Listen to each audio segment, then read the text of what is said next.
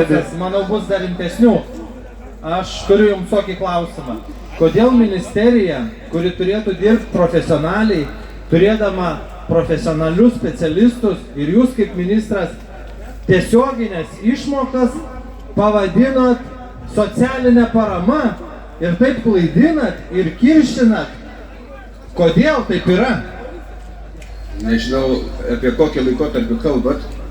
Po susitikimo Kaune jūs savo Facebook'o profilyje parašėte, kad grūdininkystės sektorius yra socialiai remtina ūkio šaka.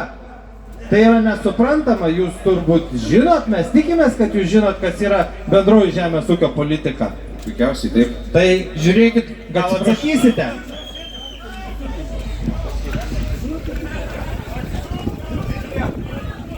Tai išgirdot atsakymą tikslo ar ne, ar reikia pakartoti? Neišgirdot. Palaukit, yra video, kur dėl tų socialinių išmokų. Jo, ar palaukiam video?